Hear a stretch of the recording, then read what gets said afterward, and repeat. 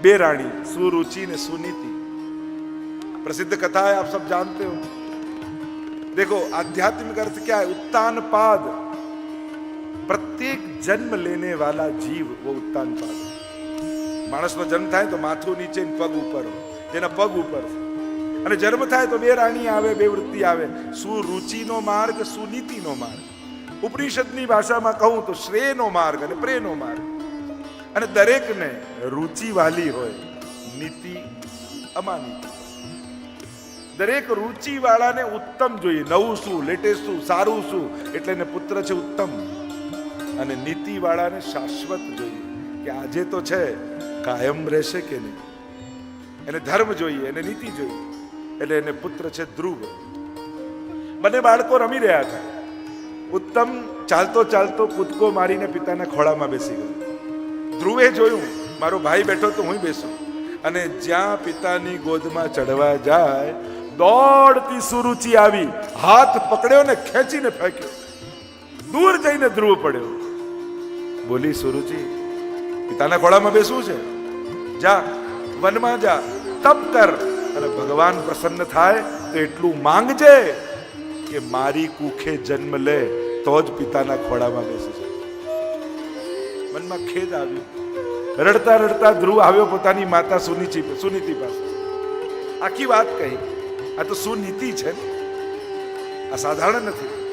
એટલે ચિંતકો કહે જે સમાજમાં આદર્શ માતાઓ હશે ત્યાં મહાપુરુષોની ક્યારે કમી નહીં આવે। દરેક મહાપુરુષના જીવનમાં જેટલો માતાનો પ્રભાવ રહ્યો છે એવો કોઈનો નથી રહ્યો। દરેકની આત્મકથાઓ વાંચો, એમના જીવન ચરિત્રને વાંચો, માનો બહુ મોટો ફાળો રહ્યો છે। અહીંયા સુનીતિએ કહ્યું, બેટા હું તો તને એમ કહું છું કે તારી સાચી માં મારા કરતા પણ સુરુચિ વધારે છે। અરે ના, એને તો એમ કહ્યું જંગલમાં જા, તપ કરને ભગવાન મેળવ। હા બેટા, આજ સુધી જે વાત મેં તને નથી કહી એ તારી માં સુરુચિએ કહી છે। બેટા બેસવું જ હોય તો એવા ખોળામાં ન બેસીશ જે આજે છે ને કાલે નહીં રહે। એવી ગોદમાં જઈને બેસ જ્યાંથી તને ક્યારે કોઈ ઊભો ન કરી શકે। એ શાશ્વત ગોદ એ તો પરમાત્માની ગોદ છે। જા બેટા। ને 5 વર્ષના ધ્રુવને વનમાં તપ કરવા માં મોકલે છે। નારદજીને ચિંતા થઈ, ક્યાંક આવેશમાં જાય છે, ડરીને અડધું છોડીને પાછો તો નહીં આવી જાય ને। પરીક્ષા કરી, ડરાવ્યા। અરે ધ્રુવ, વનમાં તો હિંસક પ્રાણીઓ હશે, મારી નાખશે તને। હવે જે થાય થાય, ભગવાન મેળવવા એની ગોદમાં બેસો। જોયું કે મક્કમતા છે। નારદજીએ દ્વાદશાક્ષર મંત્રની દીક્ષા આપી અને કહ્યું, જા મધુવનમાં જા, ત્યાં યમુનાજીનો પાવન તટ છે, કૃષ્ણની લીલા વિહારની ભૂમિ છે, ત્યાં જઈને તપ કર। જો આશ્ચર્યની વાત, ઉત્તાનપાદ અને ધ્રુવ તમે જુઓ તો ધ્રુવજી સૃષ્ટિ સર્જનથી 4થી 5મી પેઢી છે। બ્રહ્માજીએ મનુ અને શત્રુપાને પ્રગટ કર્યા, મનુના થયા ઉત્તાનપાદ અને ઉત્તાનપાદના થયા ધ્રુવ। હજી કૃષ્ણ તો અવતાર થયો જ નથી, સૃષ્ટિ સર્જનથી 4થી પેઢી છે। છતાંય નારદજી એમ કેમ કહે છે કે મધુવનમાં જા, કૃષ્ણ લીલા વિહારની ભૂમિ છે। આજ છે ભગવાનની શાશ્વત લીલાનું પ્રમાણ। દરેક કલ્પમાં, દરેક ચતુર્યુગીઓમાં ત્યાં ભગવદ અવતાર થાય છે। અને આ જુદી જુદી કથાઓ જુદા જુદા કલ્પની કથાઓ। એક જ લીલાનો જુદા જુદા પ્રકાર અને લીલા ભેદ દેખાય। તમે ભાગવતમાં જે લીલા વાંચો છો પદ્મ પુરાણમાં જુદી લાગે, એ હરિવંશ પુરાણમાં જુદી લાગે, તો મહાપ્રભુજી કહે આ કલ્પ ભેદથી સમજીએ। કૃષ્ણનો સારસ્વત કલ્પના દ્વાપરમાં જે કૃષ્ણ પ્રગટ્યા એ પૂર્ણ પુરુષોત્તમ છે। બાકી દરેક કલ્પના દ્વાપરમાં કૃષ્ણ અવતાર થાય છે, પણ એ વિષ્ણુના અવતાર રૂપે હોય છે, એ પરબ્રહ્મ પોતે નથી હોતા। ભાગવતની મહત્તા જ એટલા માટે છે કે એમાં જે કૃષ્ણ ચરિત્ર છે એ કોઈ અવતાર કૃષ્ણનું ચરિત્ર નથી, એ પરબ્રહ્મ કૃષ્ણનું ચરિત્ર છે। એટલે અન્ય પુરાણો કરતા ભાગવતની મહત્તા વિશેષ છે। તો અહીંયા જ્યારે દ્વાદશાક્ષર મંત્ર મળ્યો, ગુરુ મળ્યા, સ્થાન મળ્યું, અને હવે તો એ જાપ કરતા કરતા ધ્રુવજી ચાલ્યા છે મધુવન. આત્મભાવ સિદ્ધ થયો, પોતાની શ્વાસો રોકી, ત્રિલોકની શ્વાસો રોકાવા લાગી. ગભરાયા ઇન્દ્ર, મારું કોઈ ઇન્દ્રાસન ન લઈ લે. દોડ્યા, ભગવાનને વિનંતી કરવા લાગ્યા, અરે મારું ઇન્દ્રાસન ડોલી રહ્યું છે. ભગવાન કહે, આ મારો ભક્ત છે, એ ઇન્દ્રાસન માટે નથી તપ કરી રહ્યો, એ તો મારી ગોદમાં બેસવા માટે તપ કરી રહ્યો છે.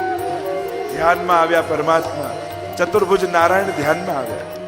રોમ રોમમાં આનંદ વ્યાપી ગયો ધ્રુવજીને. થોડી વારમાં અંતર ધ્યાન થઈ ગયું. વ્યાકુળ બનેલા ધ્રુવજીએ જ્યાં નેત્રો ખોલ્યા, જે ભીતર હતા એ જ બહાર ઉભેલા દેખાય. બોલવા માંગે છે ધ્રુવજી, પણ બોલી શકતા નથી. ભગવાને પોતાના હાથમાં રહેલો શંખ ધ્રુવજીના ગાલમાં લગાડ્યો, અને જ્યાં ગાલમાં લગાડ્યો, યોંતઃ પ્રવિશ્ય મમ વાચમીમાં પ્રસુપ્તાં સંજીવયત અખિલ શક્તિધર સુદામના અન્યાંશ હસ્ત ચરણ શ્રવણત્વ ગાદિન પ્રાણાન નમો ભગવતે પુરુષાય. સ્તુતિ પણ હું નથી કરતો પ્રભુ, આપ જ બોલાવો છો. સેવા અમે નથી કરતા, આપ કરાવો છો. શક્તિ રૂપે તો આપ જ છો. આપણે કઈ બધું ભગવાન કરાવે એટલે જોવાની શક્તિ ભગવાન છે. શું જોવું એ તો માણસે નક્કી કરવું. બોલવાની શક્તિ ભગવાન છે, શું બોલવું એ માણસે નક્કી કરવું. ચાલવાની શક્તિ ભગવાન છે, ચાલીને ક્યાં જવું એ તો માણસે નક્કી કરવું. કર્મણ્યેવા અધિકાર હસ્તે, કર્મમાં સ્વતંત્ર જીવ છે, અને જેમાં સ્વતંત્રતા હોય ને એમની જ જવાબદારી હોય. કર્મમાં સ્વતંત્ર બનાવ્યા એટલે જીવ છૂટો. અમે કાર્ય કરવામાં સ્વતંત્ર, હા, પછી જે કરે જવાબદારી પણ થાય. પછી તો મા ફલેશુ કદાચન, ફળમાં પછી બંધાઈ જશે. સુંદર સ્તુતિ કરી, ભગવદીઓનો સંગ માંગ્યો છે ધ્રુવજીએ. આગળ કામ પ્રકરણમાં પૃથુ ચરિત્ર આવ્યું. પૃથુ રાજા યોગ્ય સમય થયો, પૃથ્વીનું દોહન કર્યું. કહેવાય છે કે પૃથુ રાજા પરથી જ પૃથ્વી શબ્દ આવ્યો. અન્ન આપવાનું બંધ કરી દીધું. સમાજને સુવ્યવસ્થિત કરવાનું કાર્ય પૃથુ રાજાએ કર્યું. અહીંયા જ્યારે સમય આવ્યો, વનમાં ગયા, તપ કર્યું, ભગવાન પ્રસન્ન થઈને માંગવાનું કહ્યું, તો પૃથુ રાજાએ કહ્યું, મને 10,000 કાન આપો. કારણ કે 2 કાનથી આપની કથા સાંભળું ને તો તૃપ્તિ થતી નથી. રૂવાડે રૂવાડે કર્ણેન્દ્રિયો થઈ જાય તો આપની કથાનો હું રસપાન કરી શકું. મોક્ષ પ્રકરણમાં પ્રચેતા આખ્યાન આવ્યું, પુરંજન આખ્યાન આવ્યું. ચતુર્થ સ્કંદને વિરામ આપીએ. બોલો ગોવર્ધનનાથ કી જય, ભાગવત ભગવાન કી જય. પંચમ સ્કંદ સ્થાન લીલા, વૈકુંઠ વિજય સ્થિતિ સ્થાન લીલા છે. 26 અધ્યાયમાં પ્રિવતના રાજ્યનું વર્ણન આવ્યું. નાભી રાજાના યજ્ઞમાં ઋષભદેવજીના પ્રાગટ્યની કથા આવી. બોલીએ ઋષભદેવ ભગવાન કી જય. જૈન ધર્મના આદિનાથ જેમને કહીએ છીએ. જયંતિ સાથે એમના વિવાહ થયા. ઇન્દ્રએ વર્ષા બંધ કરી દીધી તો તેમણે કૃત્રિમ વરસાદ કરાવ્યો. નવ યોગેશ્વર થયા એમના 100 પુત્રોમાંના. ભરત રાજા થયા એમના પુત્ર. એકવાર બધા જ બાળકોને ભેગા કરી સુંદર ઉપદેશ આપતા કહ્યું, 82,99,999 યોની એ ભોગ યોનીઓ જ છે. એમાં ભોગવવાનું જ છે કર્મોને. એક માનવ દેહ એવો છે જેમાં ભગવાનની ભક્તિ થઈ શકે છે. બડે ભાગ માનસ તન પાવા કેમ કહીએ છે? યોનીઓ તો ઘણી છે, પણ એ બધી કર્મોને ભોગવવાની યોની છે. એમાં કઈ કર્મ બાંધી નથી શકતા. એક માનવ યોની એવી છે જેમાં હરિની ભક્તિ કરી શકાય છે. ભક્તિ કરવાની સુવિધા કેવલ માનવ યોનીમાં જ છે. જો તમે અહીંયા બધા બેઠા છો, એનું સૌથી પહેલું કારણ શું કે તમને અહીંયા બેસવા દીધા? કારણ કે તમે માણસ છો. બીજી કોઈ યોનીમાં હોત તો, અરે ભલે ગાય હોત કે 33 કોટી દેવતાનો વાસ આપણે કહીએ, તોય કોઈ અંદર આવવા દે? અહીંયા એટલા માટે છો કારણ કે તમે મનુષ્ય છો.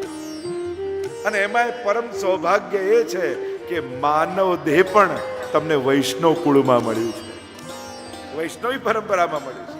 શુચિનામ શ્રીમતામ ગે, ભગવાન કહે કે જેની આ સાધના બચી જાય એને હું આવા ઉત્તમ સંસ્કારી કુળમાં જન્મ આપું છું. આ માનવ દેહ વિશેષ કેમ છે? અન્ય યોનિઓ કરતા એની મહત્તા કેમ? જો આંખ તો પશુ પંખીઓને પણ હોય, પક્ષી પણ ઉડતું ઉડતું ક્યારેક મંદિરમાં જઈને ભગવાનને જોઈ લેતું હશે. જીભ તો પોપટને છે, રામ શબ્દ તો પોપટ પણ બોલી શકે છે, પણ માણસની જીભમાંથી નીકળેલો રામ અને પોપટની જીભમાંથી નીકળેલા રામમાં ફરક શું? પોપટ રામ બોલે છે, પણ રામ કોણ છે એને ખબર નથી, અને એટલા માટે રામના કાન સુધી પહોંચતું નથી. મનુષ્યની મહત્તા એટલા માટે છે કે એની જીભમાંથી નીકળેલો રામ શબ્દ રામના કાન સુધી પહોંચે. કાન બીજા પશુ પંખીઓને પણ છે, એ પણ કથામાં ઉડતું ઉડતું કદાચ પક્ષી બેસી જાય ને એને સંભળાઈ જાય, પણ માણસના કાન એવા છે કે એક કથા સાંભળી જન્મ મરણના ચક્કરમાંથી છૂટો થઈ જાય. એની દરેક ઇન્દ્રિયો એના મુક્તિનું કારણ બની શકે છે. આ માનવ દેહની વિશેષતા છે. અન્ય પશુ પંખીઓ પાસે ઇન્દ્રિયો છે, પણ એ ઇન્દ્રિયો એના મોક્ષનું કારણ નથી થઈ શકતી. એટલે કહ્યું બડે ભાગ માનસ તન પાવા, સુર દુર્લભ સદગ્રંથ હી ગાવા. બાળકોને ઉપદેશ આપતા ઋષભદેવ કહેવા લાગ્યા, ભોગ ભોગવવા માટે અનેક અવસર મળશે, માનવ દેહ પાછો નહીં મળે. કહેલો સમય પાછો નથી આવતો. આ 7 દિવસની તક ઝડપી લીધી તો ઝડપી લીધી. જે દિવસ ગયો એ ગયો, એ પાછો નહીં આવે. કથા પાછી આવશે, પણ આ સમય જે ચૂક્યા એ પાછો નહીં આવે. સુંદર વર્ણન કર્યું છે. ભરત રાજાનું વર્ણન આવ્યું. કહેવાય છે ભરત રાજા પરથી આપણા દેશનું નામ ભારત પડ્યું. અહીંયા યોગ્ય રાજા, ધર્મશીલ રાજા, સમય થયો બીજાને ગાદી સોંપી વનમાં ગયા મોક્ષ પ્રાપ્તિ અર્થે. એક નદી કિનારે ઝૂંપડી બાંધીને રહે છે અને સ્નાન આદિ કરી રોજ હરી હરી હરી હરી હરી નામની માળા કરે. સમય ક્યારે કરવટ લે ને એનું કાંઈ નક્કી નથી, અને એટલા માટે સત્કર્મો, સેવા અને પુણ્ય આને ટાળવું નહીં. કારણ કે જો ટળી ગયું ને તો પછી ટળી જ જશે. સામે આવ્યું છે તો ઝડપી લો, કરી લો. ભરતજી રાજકાજ છોડી, બધી મોહ મમતા છોડીને વનમાં આવ્યા, અને કોણ જાણે અહીંયા હરણમાં મોત થઈ ગયો. એકવાર નદીમાં સ્નાન કરતા હતા, સૂર્ય નારાયણને અર્ઘ આપવા જતા હતા, અને જ્યાં અર્ઘ આપવા જાય ને જલ લેવા જાય એટલામાં સિંહની ધાડ સંભળાઈ. અને સિંહની ધાડ સંભળાઈ તો કેટલાક હરણાઓ પાણી પીતા હતા. એમાં એક હરણી ગર્ભવતી હતી, ગભરાઈને કૂદી ગઈ જળમાં. કૂદી તો ગઈ પણ પ્રસવ થઈ ગયો, અને નવજાત બચ્ચું તણાતું તણાતું રાજાના હાથમાં આવી ગયું. અરે આ તો હમણાં જ જન્મ્યું લાગે છે. તુરંત કિનારે લઈને આવ્યા, કુમળું કુમળું ઘાસ હતું તોડીને લાવ્યા, હરણના બચ્ચાને ખવડાવવા લાગ્યા. દયા બહુ સારી વાત છે, પણ દયા ક્યારે મોહ બની ગઈ ખબર જ ન પડી. પછી તો એવું થઈ ગયું, મોહ કોને કહેવાય? જે મરતું હતું તો બચાવવું જોઈએ, પછી એને છોડી દેવું જોઈએ વનમાં. પણ મોહ કોને કહેવાય? હવે હું ખવડાવીશ તો જ ખાશે, હું બચાવીશ તો જ જીવશે, હું જીવાડીશ તો જ જીવશે. પોતાને કરતા માનવા લાગ્યા, મોહ થઈ ગયો. હવે તો માળા ફેરે ને હરી હરી હરી એટલે 10 વાર થાય એટલે આંખ ખોલીને જુએ, હરણ હરણ હરણ ક્યાં ગયું? હરી હરી ઘટવા લાગ્યું અને હરણ હરણ વધવા લાગ્યું. અને એમ ન માનતા કે ભરતજીને ત્યાં જ હરણ કૂદ્યું. આપણે સેવામાં બેઠા હોય ને ઘંટડી વાગે ફોનની તો માનજો હરણ કૂદ્યું. આપણે માળા કરવા બેઠા હોય ડોરબેલ વાગે તો હરણ કૂદ્યું. એક મૃગ કે કારણે ભરત ધરી મૃગદેહ, તુલસી વાકી કહાગતિ જો સબસો કરત સને. એક હરણમાં મન ગયું તો બીજા જન્મમાં હરણ થવું પડ્યું. તો આપણું મન તો કેટલામાં ગયેલું છે. ક્યાં ક્યાં આસક્તિ લગાવીને બેઠા છીએ, ક્યાં ગતિ થશે. એક વાર હરણના બચ્ચાએ હરણનું ટોળું જોયું. એને તું મારા સ્વજન તો આ છે, ટોળાની સાથે જતું રહ્યું અને આમનું મન હરણમાં રહ્યું. છેલ્લો સમય જીવનનો આવ્યો અને એમ કહેવાય છેલ્લે જ્યાં મતી ત્યાં ગતિ. હરણમાં મતી ગઈ એટલે છેલ્લો સમય બહુ મહત્વનો. કોઈનો પણ અંત સમય બગાડવો નહીં. આખી જિંદગી સેવા સત્સંગમાં વિતાવી હોય ને, એ બા જ્યારે એમ છેલ્લા સમય આવે ને, તો આપણે જો બા કાકા આવી ગયા, જો બા મામા આવી ગયા, જો બા આ આવી. હવે આખી જિંદગી કાકા મામા જ કર્યું છે ને. અંત સમયમાં એવા લોકોને સામે રાખો જેની જોડે સત્સંગ કરતા હોય, જેની જોડે એમણે યાત્રાઓ કરી હોય, જેમણે એમને કથા સાંભળી હોય જેમની સાથે. એટલે કે કહેવાનો મારો અર્થ, જેને જોઈને એમને ભગવાન યાદ આવે એવા લોકોને સામે રાખવા. અંત સમય કોઈનો બગાડવો નહીં. અંત સમયમાં ભગવાન યાદ આવવા એ છેલ્લો સમય સુધરવાના પ્રમાણ નથી, એ આખી જિંદગી સુધરી ગઈ એનું પ્રમાણ છે. અંતે નારાયણ સ્મૃતિ. ભાગવત કહે છે આ આખા જીવનની ભક્તિનું ફળ શું? અંત સમયમાં ભગવાન યાદ આવી જવાય. અઘરું છે. મંદિરમાં ઠાકોરજીના દર્શન ખુલ્લા હોય ત્યારે તમે સામે બેઠા હો ત્યારે પણ મન ભગવાનમાં નથી લાગતું, તો છેલ્લી ઘડીએ હોસ્પિટલના ખાટલામાં ઓક્સિજનનો બાટલો ચડતો હશે, ગ્લુકોઝ ચડતું હશે, ચારે બાજુ ડોક્ટર અને નર્સો ઊભી હશે, ત્યારે ભગવાન યાદ આવશે એની કોઈ ગેરંટી ખરી? ભગવાન સામે છે તોય ભગવાન યાદ નથી આવતા. પણ જોજો, ડોક્ટરો આવીને કહેશે હવે ભગવાનને યાદ કરો, ત્યારે એમ માનજો કે ડોક્ટરે નથી કીધું, ભગવાન જ સંકેત કરી રહ્યો છે કે હવે તો યાદ કરી લે.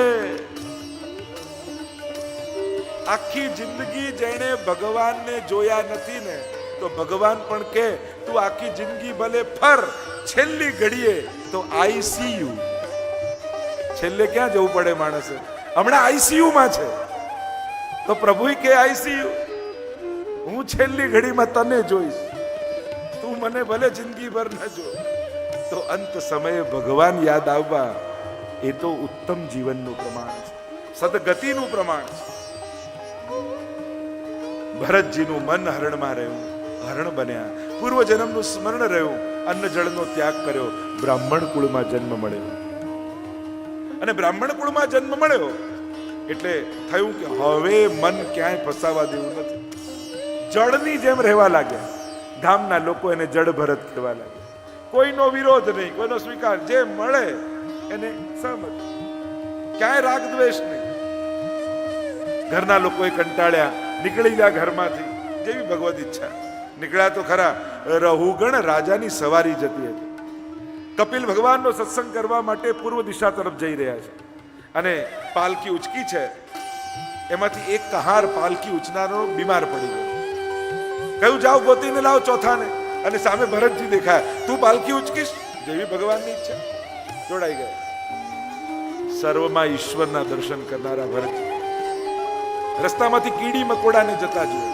અરે મારો પગ પડી જશે, મરી જશે, એટલે કૂદકો મારે. કૂદકો મારે એટલે પાલકી થાય ઊંચી, ઊંચી થાય એટલે લાગે માથા પર રાજા. એક વાર, બે વાર, ત્રણ વાર, હવે રાજાનો કૂદકો ઉભા રહો. બધાને ઉભા રાખ્યા. પાલકી પરથી નીચે ઉતર્યા. જેમ તેમ ભરતજીની સામે બોલવા લાગ્યા, તું બહુ દુબળો પાતળો, તારાથી ઉચકાતો, જેમ તેમ અપશબ્દો બોલવા લાગ્યા. ત્યારે ભરતજીને થયું કે હવે પરિચય કરાવવો જોઈએ. અને ભરતજી બોલ્યા, આ દુબળો, જાડો, ગોરો, કાળો, આ બધા તો દેહના ધર્મો છે, હું તો આત્મા છું. અને જ્યારે આ શબ્દ એક સાધારણ કહારના મુખમાંથી સાંભળ્યા, ચકિત થઈ ગયા રહુગણ. અરે આ કોઈ સાધારણ વ્યક્તિ નથી લાગતું. પૂછ્યું, આપ કોણ છો? અને ત્યારે ભરતજીએ પોતાનો પરિચય આપ્યો. સુંદર સત્સંગ થયો છે, અનેક પ્રશ્નોત્તરીઓ થઈ છે.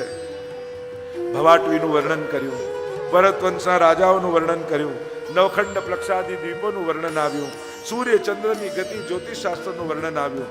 નરકની ગતિ બતાવી. કેટલા પ્રકારના નરકો છે. માણસ પાપ કરે છે તો કેવી કેવી યાતનાઓ નરકોમાં એને ભોગવવી પડે છે એનું વર્ણન આવ્યું. પંચમ સ્કંદને વિરામ આપીએ. બોલીએ કૃષ્ણ કનૈયા. ષષ્ઠ સ્કંદ પોષણ લીલા.